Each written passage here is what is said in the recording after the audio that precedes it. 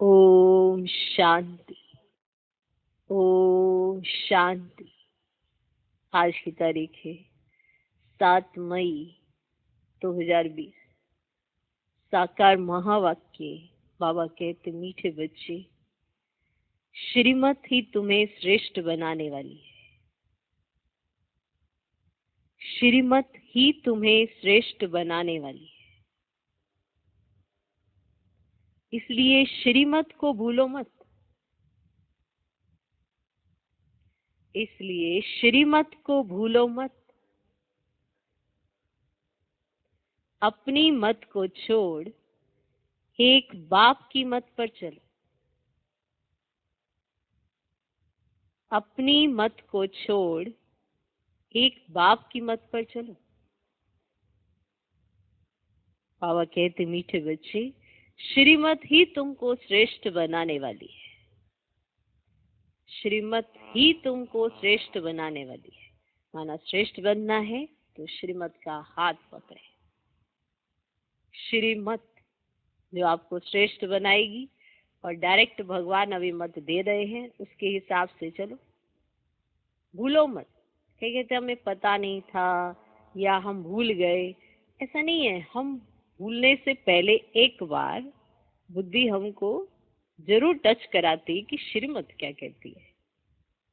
फिर दूसरा थॉट जो आता है वो मन मत और परमत का होता है। अगर हम बहुत समय से ब्राह्मण जीवन में हैं तो सबसे पहला संकल्प जो आता है वो श्रीमत का आता है, पर हम उसको इग्नोर करते हैं। फिर मन मत और परमत का आता है। फिर उस मन मत को अप्लाई करने के लिए कई सारे तर्क देते हैं खुद को, बहुत सारे एग्जाम्पल सेट करते हैं अपने दिमाग में। फिर श्रीमत में मिक्सिंग करते हैं खुद के कंफर्ट जोन के लिए, खुद के कंफर्टेबल होने के लिए। पर जो श्रीमत मिली है, अगर हम उसको ही याद रखें तो जीवन श्रेष्ठ है। समय श्रेष्ठ है। समय तो खराब नहीं है ना, समय भी श्रेष्ठ चल रहा है। तो हमारा हर कदम श्रेष्ठ क्यों नहीं है? क्योंकि श्रीमत में मन मत ऐड है।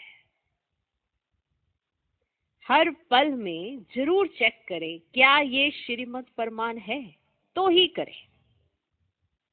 पर जब हम करते हैं तो श्रीमत तो याद होती है, पर अपने हिसाब से भी तो चलना होता है। और जब अपने हिसाब से चलना होता है तो उसमें कुछ ना कुछ एडिंग जरूर करते हैं, और वो करके हम अपने आप को कंफर्टेबल कर लेते हैं। और फिर सोचते हैं बाबा भी इस सिचुएशन में हमें ऐसा ही कहेंगे। तो श्रीमत में ऐड हो जाती है मन मत। श्रीमत अप्लाई करते हैं 1 या 2 दिन, और तीसरे चौथे दिन ऐड हो जाती है मन मत। तो हम धीरे धीरे फिर वापस मन मत पर आ जाते हैं और श्रीमत हो जाती है गायब।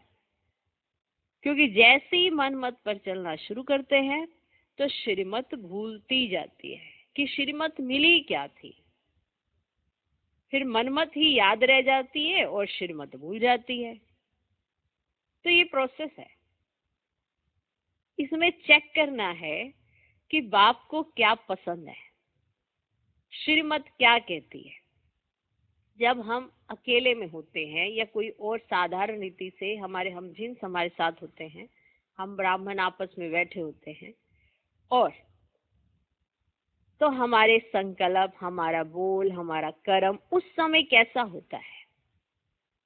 क्या वो बाप समान है?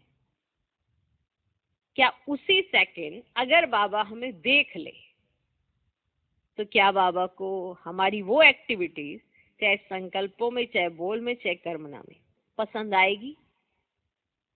अगर नहीं आ रही है तो माना हम श्रीमत के विपरीत चल रहे हैं। तो जैसे ही पता चलता है कि कोई बड़ा आ रहा है, दीदी दादी आ रहे हैं, तो हम अपनी एक्टिविटी तुरंत चेंज कर देते हैं। अब आप बताओ हम ऐसा क्यों करते हैं? इसका मतलब हमें कहीं ना कहीं ये एहसास होता है कि जो एक्टिविटी हम साधारण में बैठे हैं ये सही नहीं है, फिर भी हम करते हैं।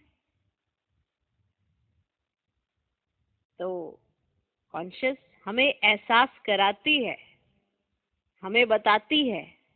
ऑल कॉन्शियस हो जाते हैं तो एहसास तो हो जाता है, पर जैसे ही हमें पता चलता है कि हम सारे एक समान हैं, सारे ब्राह्मण एक जैसे बैठे हैं, हंसी कुकड़ी कर रहे हैं और कुछ भी खींचातानी चल रही है, तो इजी हो जाते हैं और साधारणता में चले जाते हैं। उस सेकंड अगर बाबा आपको देखे तो बाबा को कैसा लगेगा? क्या आप श्रीमत फरमान हैं? आप भी खुद को सर्टिफिकेट नहीं देंगे कि आप श्रीमत फरमान हैं। फिर अचानक से आपको पता चलेगा दीदी दादी यार अब आपकी एक्टिविटी चेंज हो रही है। इसका अर्थ क्या है कि आपको पता है कि इस सिचुएशन में मेरी एक्टिविटी कैसी होनी चाहिए, जो आप अभी चेंज कर रहे हैं। ऐसे हर पल में अपने ऊपर चेकर बनाओ। जब भी बैठो, जब भी उठो, जब खाओ, जब पियो, जब किसी के साथ व्यवहार में आओ, तो जरूर चेक करो कि इस समय अगर बाबा आपको देखे तो क्या आप श्रीमत फरमान हैं। अगर नहीं है तो चेंज करो, क्योंकि बाबा तो आपको देख रहे हैं। जान नहीं रहे हैं, जानी जानन हार का अर्थ अलग होता है। देख रहे हैं माना कंबाइंड स्वरूप में अगर आपने बाबा को अपने साथ रखा है, तो जब तक आपको खुद में एहसास नहीं होता कि आप श्रीमत पर हो नहीं हो, तो आप चल कैसे सकेंगे? तो श्रीमत को तो जल्दी भूल जाएंगे और मन मत हावी हो जाएगी। और जब आप मन मत पर ही चलेंगे तो श्रेष्ठ कैसे बनेंगे? श्रेष्ठ बनने के लिए श्रीमत का हाथ जरूर चाहिए, तो जीवन में परिवर्तन आता है और वो परिवर्तन स्वयं को और दूसरों को दिखाई देता है। तो श्रीमत ही श्रेष्ठ बनाती है, ये मालूम है। तो अमृत वेले से लेके रात्रि तक के लिए जो श्रीमत मिली है उसको जीवन में धारण करें। अगर नहीं याद रहती है तो क्यों नहीं याद रहती है, ये भी जरूर चेकिंग करें कि ऐसा तो नहीं कि मनमत पर चलने की इतनी आदत पड़ गई है कि श्रीमत को भी तोड़ मरोड़ के अपने हिसाब से करके भूल गए हैं कि यथार्थ श्रीमत क्या है। तो आपका जीवन अगर श्रेष्ठ नहीं बन रहा तो जरूर चेक करें कि मनमत पर ही होंगे।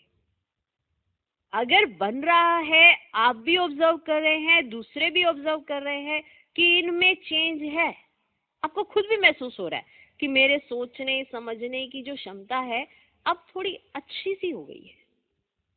हर चीज को थोड़ा पॉजिटिवली लेने के लिए माना अब मुझे स्ट्रेस नहीं देना पड़ता है, ऑटोमेटिकली हो रही है। तो इसका अर्थ है आप में बदलाव आ रहा है, आप श्रीमत पर चल रहे हैं। लेकिन अगर आप जोर देते हैं अपने ऊपर, किसी ने आपसे कुछ कहा तो आपको जोर देना पड़ रहा है अपने आप को उस वे में ढालने के लिए जिसके लिए श्रीमत मिली हुई है। तो माना आपको आदत पड़ी है मन मत पर चलने की, श्रीमत का आधार लेकर आप नहीं चलते हैं, इसलिए आपको कठिनाई महसूस हो रही है। और श्रीमत ही आपको श्रेष्ठ बनाएगी, क्योंकि श्रीमत के आधार पर आपका सोचना, आपका बोलना, आपका करना अच्छे से अच्छा ही होगा। तो श्रीमत ही तुमको श्रेष्ठ बनाने वाली है, इसीलिए अनुमान लगा के अपनी जिंदगी मत जिया करें। मन मत पर मत के चक्रव्यूह में मत फंसे। श्रीमत अमृत वेले से लेके रात्रि तक की हर एक ब्राह्मण बच्चे को मिली हुई है और हमको चलना उसके हिसाब से है। तो आपको अपने जीवन का भी अच्छा अनुभव होगा और आपके जीवन से लोग भी अच्छा अनुभव कर सकेंगे। अगर आपको ही अपने जीवन का रस नहीं आ रहा तो आप दूसरों को अनुभव कैसे कराएंगे? तो श्रीमत ही तुमको श्रेष्ठ बनाने वाली है। इस पे जरूर विचार करना कि श्रीमत में कहीं मनमत ऐड तो नहीं हो जाती जिसके कारण हम श्रेष्ठ नहीं बन पा रहे। तो ये चेकिंग जरूर करें। आज का प्रश्न, पुण्य आत्मा बनने की युक्ति क्या है? पुण्य आत्मा बनने की युक्ति क्या है? उत्तर, पुण्य आत्मा बनना है, पहले तो अपने आप से पूछ ही लो बनना भी है कि नहीं। पुण्य आत्मा बनना है, पुण्य आत्मा बनना है तो सच्ची दिल से प्यार से एक बाप को याद करो। पुण्य आत्मा बनना है तो सच्ची दिल से, प्यार से एक बाप को याद करो। कई बार बाबा कहते हैं प्यार से याद करो। प्यार बहुत होना चाहिए, सच्चा होना चाहिए। आप इस पे भी विचार करना, प्यार में भी एक कैटेगरीज क्यों है? मतलब कभी प्यार होता है ना, अगर आपकी इच्छाएं पूरी होती रहती हैं तो चलो भैया ठीक है, प्यार है। और अगर आपकी इच्छा के विपरीत कोई चीज कह दी तो आपको स्वीकार नहीं है, तो ऐसा भी प्यार होता है। तो आपका कैसे वाला प्यार है? तो सच्ची दिल से प्यार होना चाहिए और एक से होना चाहिए। जिसका एक से होता है वो देखता भी एक को ही है और सुनता भी उससे ही है। और सुनता क्या है कि जो सुनता है वो करता है जीवन में। पुण्य आत्मा बनना है तो सच्ची दिल से, प्यार से एक बाप को याद। दूसरा, कर्मेंद्रियों से कोई भी विकर्म ना करो। कर्मेंद्रियों से कोई भी विकर्म ना करो। सबको रास्ता बताओ। मना पुण्य आत्मा कैसे बनना है उसकी युक्ति बता रहे हैं। सच्ची दिल से, प्यार से एक बाप को याद करो। मना इससे भी पुण्य आत्मा बन जाएंगे। देखो, सच्ची दिल से, प्यार से एक बाप को याद करने से भी पुण्य आत्मा बनते हैं। कभी सोचा था? पुण्य आत्मा बनना है तो सच्ची दिल से, प्यार से एक बाप को याद करो। दूसरा, कर्मेंद्रियों से कोई भी विकर्म ना करो। सबको रास्ता बताओ। अपनी दिल से पूछो, ये पुण्य हम कितना करते हैं? ये पुण्य हम कितना करते हैं? अपने दिल से पूछो। माना खुद में खुद की चेकिंग करना ही आज बहुत जरूरी है। आज का समय है सिर्फ और सिर्फ अपना चेकर बनो। खुद को देखो कहाँ गड़बड़ है, क्यों वो अनुभूतियां नहीं होती हैं। कुछ तो गड़बड़ है। कोई आपकी खुशी नहीं लूट सकता, कोई आपका सुख चैन नहीं लूट सकता, लेकिन अगर लुट रहा है तो गड़बड़ कहाँ है? खुद में, खुद की स्मरण शक्ति में गड़बड़ है, खुद के कुछ सोचने में गड़बड़ है। वो देखो कहाँ गड़बड़ है। ये पुण्य हम कितना करते हैं? कौन सा पुण्य? सच्ची दिल से, प्यार से एक बाप को याद करना। दूसरा, कर्मेंद्रियों से कोई भी कर्म ना करो। सबको रास्ता बताओ और अपने दिल से पूछो, ये पुण्य हम कितना करते हैं? अपनी चेकिंग करो। इसलिए हम बार बार कहते हैं अपनी चेकिंग करो। सोचो, बैठो, खुद के साथ विचार करो, खुद से बात करो। क्यों है तुम्हारे साथ ऐसा? क्यों तुम्हारी खुशी पल भर में उजड़ जाती है? क्यों उसे कोई लूट लेता है? क्या है ऐसा? कहाँ है लूज पॉइंट? चेक करो, अपनी चेकिंग करो। ऐसा कोई कर्म ना हो जिसकी 100 गुना सजा खानी पड़े। तो चेकिंग करने से पुण्यात्मा बन जाएंगे।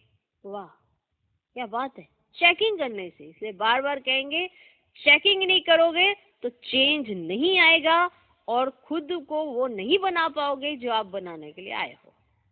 चेकिंग बड़ी जरूरी है। खुद के ही चेक करें, क्यों हो रहा है मेरे साथ ऐसा? क्यों मेरा चिंतन अशुद्ध है? क्यों मेरी वृत्ति इधर उधर जाती है? क्यों मेरी दृष्टि ऐसी है? चेक करो कहाँ है लूज पॉइंट।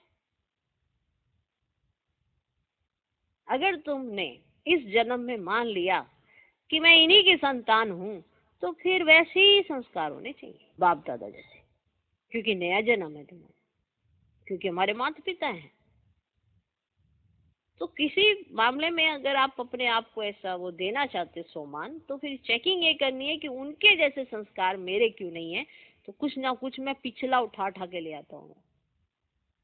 तो चेकिंग करने से, माना ये पॉइंट भी है, चेकिंग करने से पुण्य आत्मा बन जाएगी। जरूर रुको और सोचो।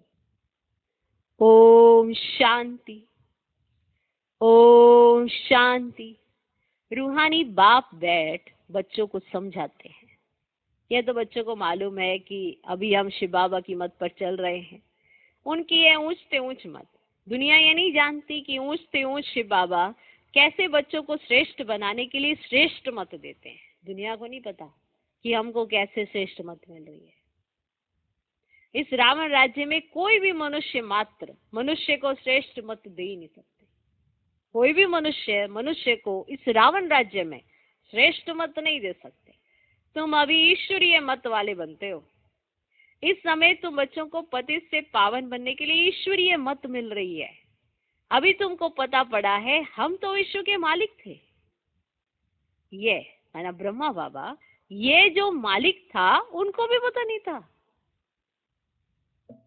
विश्व के मालिक फिर एकदम पतित बन जाते हैं। ये खेल बहुत अच्छी रीति बुद्धि से समझने का है। राइट रोंग क्या है, इसमें है बुद्धि की लड़ाई। राइट रोंग क्या है, इसमें है बुद्धि की लड़ाई। सारी दुनिया है रोंग, एक बाप ही है राइट, सच बोलने में। तो सारी दुनिया में हम भी आते हैं ना। तो सदा सोचो बाप जो मत देते हैं ना, वही सच है, वही यथार्थ है और वही ठीक है। जब हम अपनी मत को भी श्रेष्ठ समझ लेते हैं तो हम भी रावण मत वाले हो जाते हैं। सदा एक बाप की मत ही श्रेष्ठ है, एक बाप ही राइट है, सच बोलने वाला। वे तुमको सचखंड का मालिक बनाते हैं तो उनकी मत लेनी चाहिए। अपनी मत पर चलने से धोखा खाएंगे, परंतु वह है गुप्त, है भी निराकार। बहुत बच्चे गफलत करते हैं, समझते हैं ये तो दादा की मत है। माया श्रेष्ठ मत लेने ही नहीं देती है। माना बाप दादा जो कंबाइंड स्वरूप हैं, वो जो भी मत दे वो ही मत श्रेष्ठ है। ये सोच लेना कि ये तो दादा की मत है, हम तो शिव बाबा की मत लेंगे। अरे बाप दादा कंबाइंड स्वरूप है, तुम्हें कैसे पता चलेगा कि शिव बाबा दे रहे हैं या ब्रह्मा बाबा? तुम परख ही नहीं सकते। तो सदैव समझो कि बाप दादा जो मत दे रहे हैं वो श्रेष्ठ ही मत है, शिव बाबा ही दे रहे हैं। ब्रह्मा बाबा भी जब कुछ कहे तो शिव बाबा ही दे रहे हैं। अपनी मत पर चलने से धोखा खाएंगे, परंतु वह है गुप्त, है भी निराकार। बहुत बच्चे गफलत करते हैं, समझते ये तो दादा की मत है। माया श्रेष्ठ मत लेने नहीं देती है। श्रीमत पर चलना चाहिए ना। बाबा आप जो कहेंगे वह हम मानेंगे जरूर, परंतु कई मानते नहीं। नंबरवार पुरुषार्थ अनुसार मत पर चलते हैं, बाकी तो अपनी मत चला लेते हैं। बाबा आए हैं श्रेष्ठ मत देने, ऐसे बाप को घड़ी घड़ी भूल जाते हैं।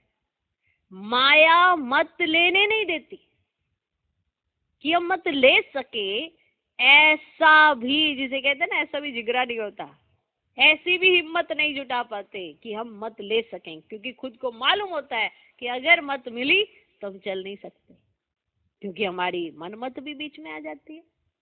तो माया मत लेने नहीं देती। श्रीमत तो बहुत सहज है ना, दुनिया में कोई ये समझ नहीं कि हम तमो प्रधान है। मेरी मत तो मशहूर है, श्रीमत भगवत गीता। भगवान अभी कहते हैं मैं 5000 वर्ष के बाद आता हूँ, आकर भारत को श्रीमत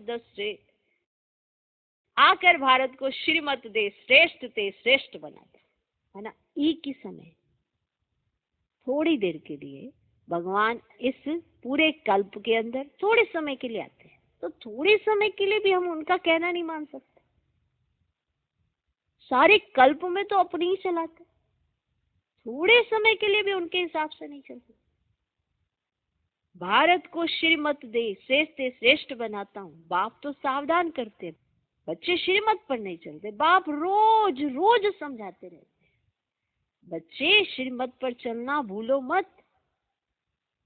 इनकी तो बात ही नहीं है, उनकी बात समझो। ये नहीं समझो कि ये कहते हैं, उनकी बात समझो। वही इन द्वारा मत देते हैं, वही समझाते हैं। खान पान खाते नहीं, कहते मैं अभोक्ता हूँ, तुम बच्चों को श्रीमत देता हूँ। नंबर 1 मत देते हैं, मुझे याद करो, कोई भी कर्म नहीं करो। अपने दिल से पूछो कितना पाप किया है, ये तो जानते हो सबका पापों का घड़ा भरा हुआ है। इस समय सभी रोंग रास्ते पे है, तुम्हें अभी बाप द्वारा राइट रास्ता मिला है, तुम्हारी बुद्धि में सारा ज्ञान है। गीता में जो ज्ञान होना चाहिए वह है नहीं, वह कोई बाप की बनाई हुई नहीं है, यह भी भक्ति मार्ग में नूंद है। कहते भी हैं भगवान आकर भक्ति का फल देंगे। बच्चों को समझाया ज्ञान से सदगति, सदगति भी सबकी होती है, दुर्गति भी सबकी होती है।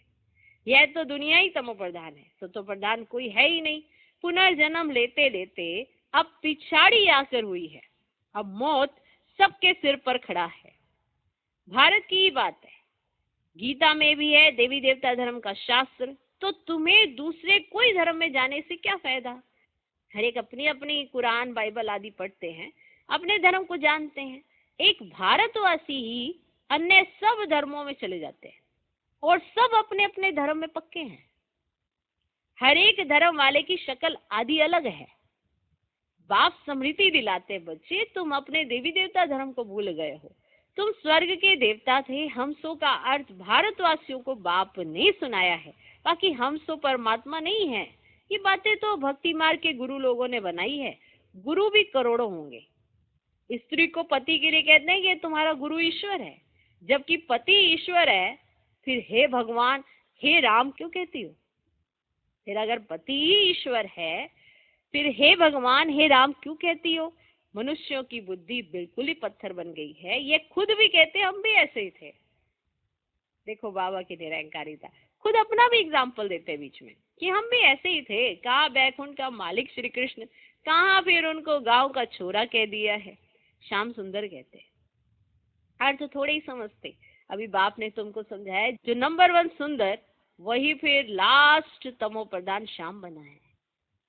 जो नंबर 1 सुंदर फिर वही लास्ट तमो प्रधान श्याम बना है। तुम समझते हो हम सुंदर थे फिर श्याम बने हैं, 84 का चक्कर लगाए। अभी शाम से सुंदर बनने के लिए बाप एक ही दवाई देते हैं कि मुझे याद करो।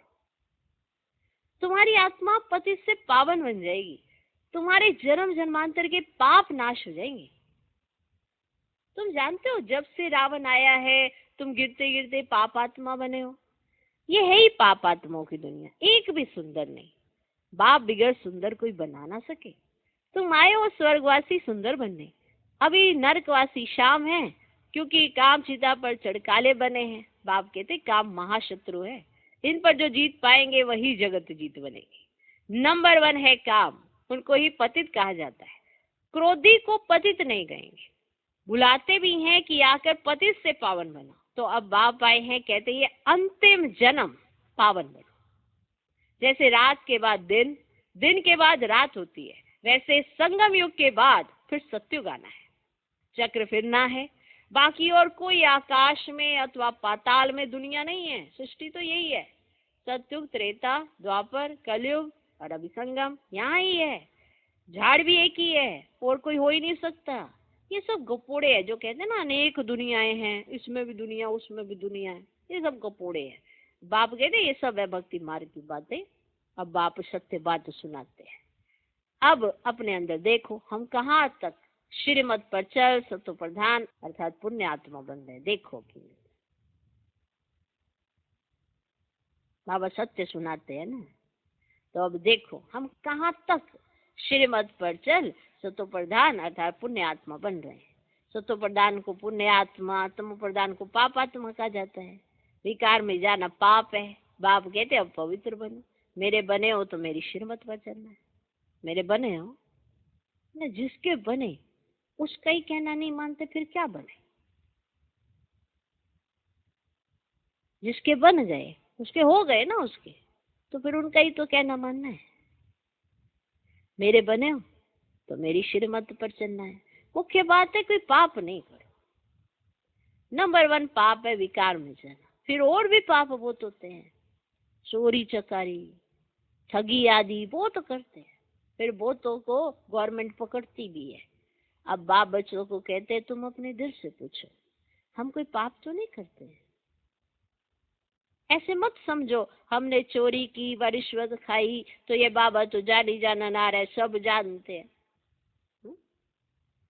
नहीं, जानी जाना नार का अर्थ कोई ये नहीं है कि आप सोचो कि अरे बाबा तो हमको देख रहा है ना, बाबा तो कंबाइंड है, बाबा तो हमें देख रहा है, बाबा को पता है हमने क्या चोरी की है या हमने क्या रिश्वत खाई है, बाबा को तो पता है। ऐसा नहीं है। अच्छा, कोई ने चोरी की, बाप जानेंगे, फिर क्या? जो चोरी की उसका दंड 100 गुना हो ही जाएगा, बहुत बहुत सजा खाएंगे, पद भी भ्रष्ट हो जाएगा। बाप समझाते ऐसे अगर काम करेंगे तो दंड भोगना पड़ेगा। कोई ईश्वर का बच्चा बनकर फिर चोरी करता, शिव बाबा जिससे इतना वर्षा मिलता है उनके भंडारे से चोरी करता, ये तो बहुत बड़ा पाप है। कोई कोई में चोरी की आदत होती है, उनको जेल बर्ड कहा जाता है। ये है ईश्वर का घर, सब कुछ ईश्वर का है ना। ईश्वर के घर में आते हैं बाप से वर्षा लेने, परंतु कोई कोई की आदत हो जाती है, उसकी सजा 100 गुना बन जाती है। सजाएं भी बहुत मिलेंगी और फिर जन्म बाय जन्म डर्टी घर में जन्म होंगे। सजाएं भी बहुत मिलेंगी और फिर जन्म बाय जन्म डर्टी घर में जाए जन्म लेंगे, तो अपना ही नुकसान किया ना। कहीं कुछ करते हैं तो कहते हैं अरे बाबा इसको सजा दो, वो क्या सजा उसको मिलेगी ये वो आत्मा जानेगी। जन्म बाय जन्म डर्टी घर में जाए जन्म लेंगे, तो अपना ही नुकसान किया ना। ऐसे बहुत है जो याद में बिल्कुल नहीं रहते, सुनते कुछ नहीं, बुद्धि में चोरी आदि के ही ख्यालात चलते रहते। ऐसे बहुत सत्संग में जाते हैं, चप्पल चोरी कर लेते, उनका धंधा ही ये रहता है, जहाँ सत्संग होगा वहां जाकर चप्पल चोरी कराएंगे। संस्कार है ना, रह ही नहीं सकेंगे उसके बगैर, कुछ ना कुछ कख भी चोरी करेंगे। दुनिया बिल्कुल ही डर्टी है, यह है ईश्वर का घर। चोरी की आदत तो बहुत खराब है। कहा जाता है कख का चोर सो लख का चोर। अपने अंदर से पूछना चाहिए हम कितना पुण्यात्मा बने हैं, कितना बाप को याद करते हैं, कितना हम स्वदर्शन चक्रधारी बनते हैं, कितना समय ईश्वरीय सर्विस में रहते हैं, कितने पाप करते जा रहे हैं। अपना रोज पोता मिल देते। अपने अंदर से पूछना चाहिए, अपने अंदर से पूछो हम कितना पुण्य आत्मा बने हैं, कितना बाप को याद करते हैं, कितना हम स्वदर्शन चक्रधारी बने हैं, कितना हम स्वदर्शन चक्रधारी बनते हैं, कितना समय ईश्वरीय सर्विस में रहते हैं, कितने पाप करते जा रहे हैं। अपना पोता में रोज देखो, कितना पुण्य किया, कितना योग में रहा, कितने को रास्ता बताया। धंधा आदि तो भल करो, तुम कर्म योगी हो, कर्म तो भल करो। बाबा ये बैजेस बनाते रहते हैं, अच्छे अच्छे लोगों को इस पर समझाओ। इस महाभारत लड़ाई द्वारा ही स्वर्ग के गेट्स खुल रहे हैं। कृष्ण के चित्र में नीचे लिखत बड़ी फर्स्ट क्लास है, परंतु बच्चे अभी इतना विशाल बुद्धि नहीं हुए। थोड़ा ही धन मिलता है तो नाचने लग पड़ते। कोई को जास्ती धन होता है तो समझते हैं हमारे जैसा कोई है ही नहीं। जिन बच्चों को बाप की परवाह नहीं, उन्हें बाप जो इतना अविनाशी ज्ञान रत्नों का खजाना देते हैं उसकी भी कदर नहीं रहती है। जिन बच्चों को बाप की परवाह नहीं है,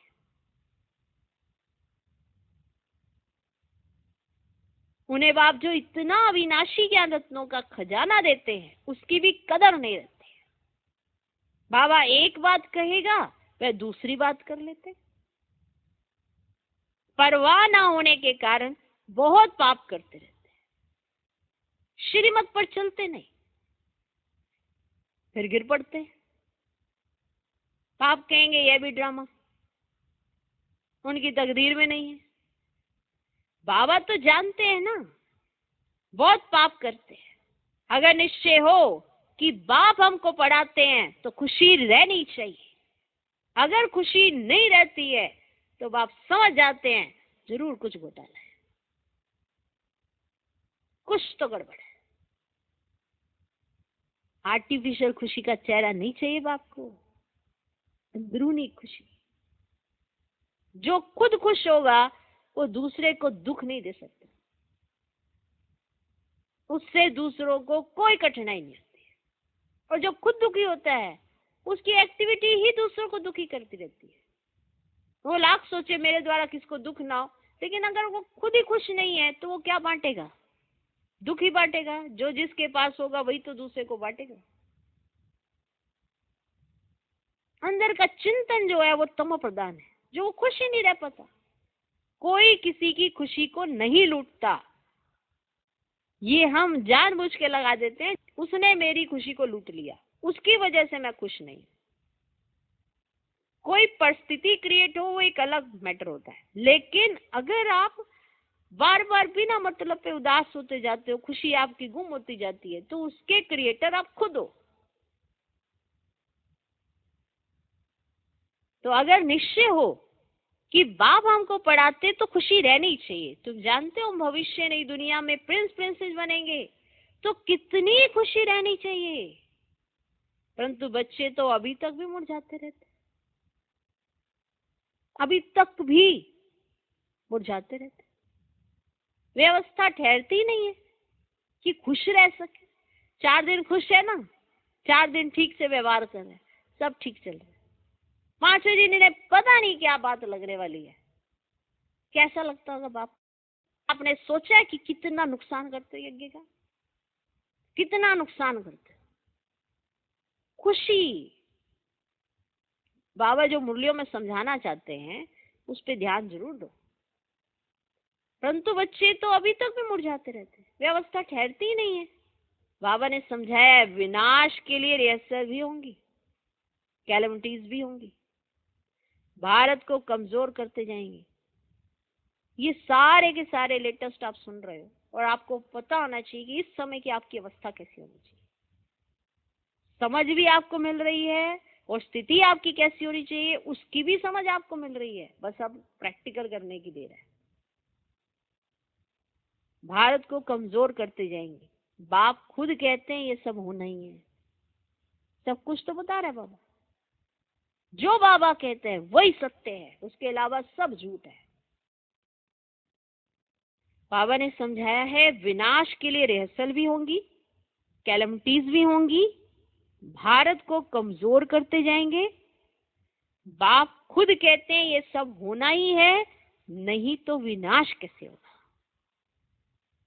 प्रक्रिया स्टार्ट हो चुकी है, अब वो कहां पर लेके जाएगी उस चीज पे, उसका मोड़ क्या होगा ये भी आप समझ जानते हैं।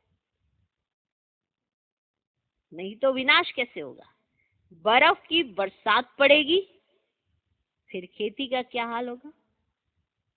लाखों मरते रहते हैं, कोई बतलाते थोड़ी। राज तो सारे बाबा खोल रहे हैं, लाखों मरते रहते हैं, कोई बतलाते थोड़ी हैं। तो बाप मुख्य बात समझाते हैं कि ऐसे अपने अंदर जांच करो, मैं कितना बाप को याद करता हूँ।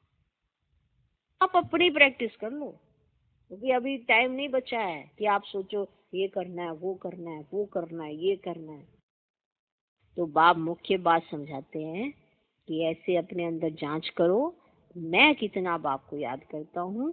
बाबा आप तो बड़े मीठे हो, कमाल है आपकी। माना जितना बाबा के समीप आएंगे, बाबा के गुणगान करेंगे दिल से, महिमा अंदर शुक्रिया की निकलेगी जब, तो आपको मजा आएगा आपके जीवन में। तो आपका फरमान है मुझे याद करो, तो 21 जन्म के लिए कभी रोगी नहीं बनेंगे। अपने को आत्मा समझ बाप को याद करो, तो मैं गारंटी करता हूँ सम्मुख बाप तुमको कहते हैं, तुम फिर औरों को समझाते हो। बाप कहते हैं मुझ बाप को याद करो, बहुत प्यार करो, ना मुझे बहुत प्यार करो। नहीं इतना माना प्यार हो जाना चाहिए, इतना प्यार होना चाहिए, हर बात उनकी सहज स्वीकार होनी चाहिए। प्यार होती है तो सहज स्वीकार होती है, प्यार कम होता है तो बस ईगो आ जाती बीच में। तो बाप कहते हैं मुझ बाप को याद करो, बहुत प्यार करो। तुमको कितना सहज रास्ता बताता हूँ पति से पावन होने का। कोई कहते हैं हम तो बहुत पाप आत्मा है, अच्छा फिर ऐसे पाप नहीं करो, मुझे याद करते रहो, तो जन्म जन्मांतर के जो पाप है वैसे याद से भस्म हो जाएंगे। याद की मुख्य बात है, इनको कहा जाता है सहज याद। योग अक्षर भी निकाल दो बच्चे, सन्यासियों के हठ योग तो किस्म किस्म के हैं, अनेक प्रकार से सिखलाते हैं। इस बाबा ने गुरु तो बहुत किए है ना, इस बाबा ने गुरु तो बहुत किए है ना। अभी बेद का बाप कहते हैं इन सबको छोड़, इन सब का भी मुझे उद्धार करना है, और कोई की ताकत नहीं जो ऐसे कह सके। बाप ने ही कहा है मैं इन साधुओं का भी उद्धार करता हूँ, फिर यह गुरु कैसे बन सकते? जब सारे गुरु सन्यासी साधुओं का उद्धार मैं करूंगा तो फिर यह गुरु कैसे बन सकते? तो मूल एक बात बाप समझाते हैं, अपने दिल से पूछो, हम कोई पाप तो नहीं करते, किसको दुख तो नहीं देते हैं, इसमें कोई तकलीफ नहीं है। अंदर जांच करनी चाहिए, सारे दिन में कितना पाप किया, कितना याद किया, याद से ही पाप भस्म होंगे। कोशिश करनी चाहिए, यह बहुत मेहनत का काम है। ज्ञान देने वाला एक ही बाप है, बाप ही मुक्ति, जीवन मुक्ति का रास्ता बतलाते हैं। अच्छा, मीठे मीठे सिकिलधे बच्चों प्रति माता पिता बाप दादा का याद प्यार और गुड मॉर्निंग। रूहानी बाप की रूहानी बच्चों को नमस्ते। हम रूहानी बच्चों की भी रूहानी बाप को नमस्ते नमस्ते नमस्ते। Good morning good morning good morning. देखो आज बाप समझा रहा है, कल समय समझाएगा, और ज्यादा दूर नहीं है, पास में है समय, वो समझाएगा, फिर सबके समझ आएगा। जब बाप समझाता है ना तो जिसके समझ में आता है वो उसके समीप की आत्मा होती है। उदाहरण के लिए मुख्य सर पहला पॉइंट, बाप जो अविनाशी ज्ञान रत्नों का खजाना देते हैं उसका कदर करना है। बाप जो अविनाशी ज्ञान रत्नों का खजाना देते हैं उसका कदर करना है।